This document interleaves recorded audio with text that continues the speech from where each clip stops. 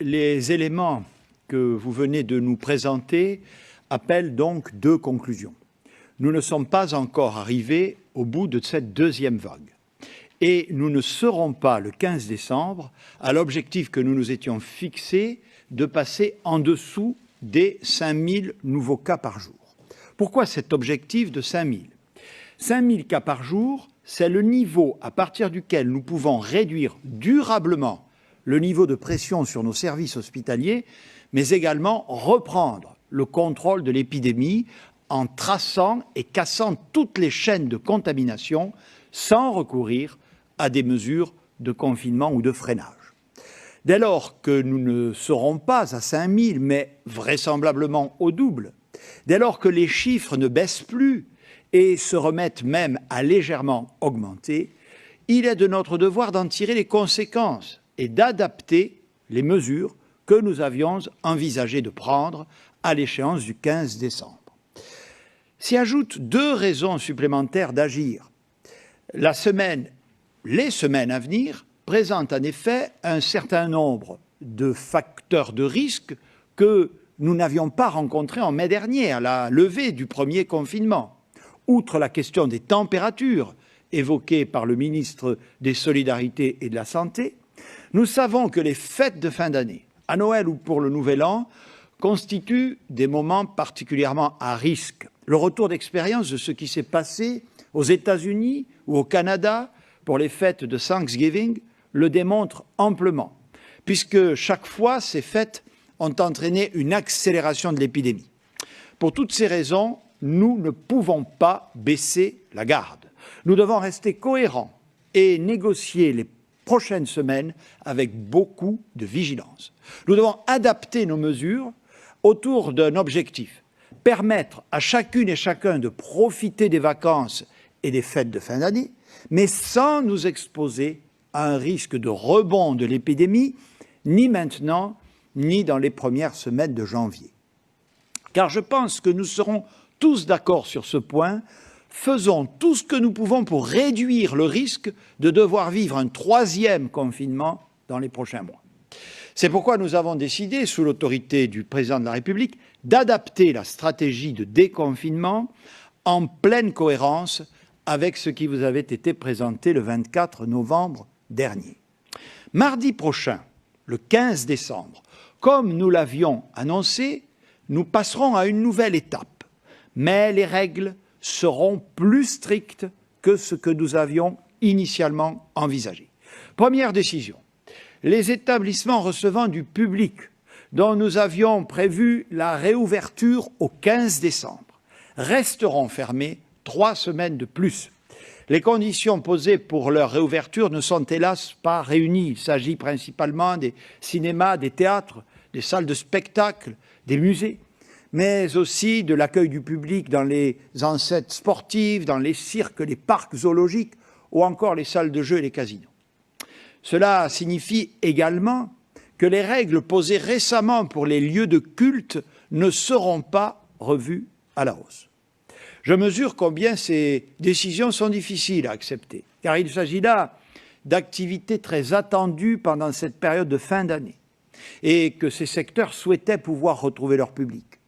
Même si tous ces établissements disposent de protocoles sanitaires, la logique que nous devons suivre est d'éviter d'accroître les flux, les concentrations, les brassages de public, à un moment où nous devons continuer de les réduire autant que possible. Je sais à quel point le secteur culturel s'était préparé, que les artistes ont répété, que toutes les filières étaient mobilisées, que tout était prêt pour que les rideaux se lèvent et les écrans s'illuminent. Prendre cette décision avec le Président de la République et la ministre de la Culture nous a été particulièrement douloureux, croyez-le bien. Malheureusement, si nous nous laissons tenter par l'ouverture des salles pour les fêtes de fin d'année, ce que nous avons tous espéré, la situation sanitaire pourrait être pire en janvier et nous décalerions d'autant les perspectives d'un retour à la normale. Voilà pourquoi nous avons décidé ce décalage de 3 semaines pour tout assouplissement. Je sais aussi que les supporters sportifs rêvaient de retourner au stade voir leurs équipes préférées. Nous réexaminerons donc la possibilité de les rouvrir à partir du 7 janvier en fonction de la situation sanitaire à cette échéance et de l'analyse que nous pourrons faire des effets des fêtes de fin d'année sur la situation épidémique. Bien évidemment, nous maintiendrons d'ici là tous nos dispositifs d'accompagnement économique, à la fois généraux et propres aux établissements culturels pour les aider à passer ce cap. Nous maintenons par ailleurs l'échéance du 20 janvier pour les autres établissements et activités fermés. Deuxième décision, comme prévu, nous rétablirons un couvre-feu dès le 15 décembre, mais il sera durci par rapport à ce que nous avions annoncé. D'une part, il débutera dès 20 h et non à 21 h. D'autre part, il sera strictement contrôlé avec des possibilités de dérogation limitées. Monsieur le ministre de l'Intérieur y reviendra. Troisième décision. Ce couvre-feu concernera aussi, contrairement à ce que nous avions envisagé initialement, le réveillon du 31 décembre.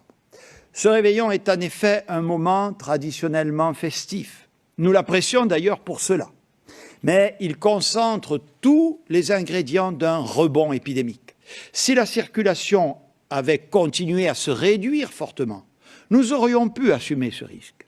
Mais ce n'est pas le cas. Nous devons être raisonnables, respecter la règle du couvre-feu, rester chez soi, donc le 31 décembre, et suivre la recommandation d'un maximum de 6 adultes. Et nous savons parfaitement que plus nous multiplions les contacts dans des lieux de surcroît clos, où il est difficile de respecter les gestes barrières, plus les risques sont importants. C'est la raison pour laquelle nous voulons aussi limiter au maximum les occasions de se retrouver chez les uns ou les autres, notamment en soirée pour un apéritif, un dîner, une fête. On mange, on boit, on est proches les uns des autres et il est beaucoup plus difficile de garder ses distances ou de porter un masque. Ce sont des moments formidables, nous les apprécions tous, moi le premier, croyez-le bien, mais c'est le facteur numéro 1 de contamination. C'est aussi d'ailleurs la raison pour laquelle nous maintenons la fermeture des bars et des restaurants. Toutes les études scientifiques le prouvent désormais. Nous devons donc faire collectivement l'effort d'y renoncer au cours des prochaines semaines. La même logique aurait probablement commandé de faire la même chose pour Noël. Mais Noël occupe une place à part dans nos vies et nos traditions. C'est un moment de rassemblement familial où peuvent se retrouver toutes les générations, enfants, parents, grands-parents, un moment où se forgent les premiers grands souvenirs des plus petits. Nous autoriserons donc les déplacements pour cette soirée du 24 décembre. Mais en vous rappelant la règle que je vous ai indiquée la semaine dernière, pas plus de 6 adultes à la fois. J'ajoute une autre recommandation, si vous deviez retrouver au cours des prochaines semaines, soit pour Noël, soit d'ailleurs pour un autre jour, une personne âgée ou vulnérable au coronavirus, limitez vos interactions au cours des 5 jours précédents, restez le plus possible chez vous. L'ensemble de ces mesures nous permettent de maintenir la possibilité de se déplacer sur tout le territoire à partir du 15 décembre. Elles ne nous autorisent pas, en revanche, à diminuer le recours au télétravail partout où il est possible. J'en profite pour me réjouir publiquement de l'accord conclu sur ce sujet essentiel par les partenaires sociaux le 26 novembre dernier, preuve de la vitalité du dialogue social dont nous avons tant besoin et que j'encourage inlassablement.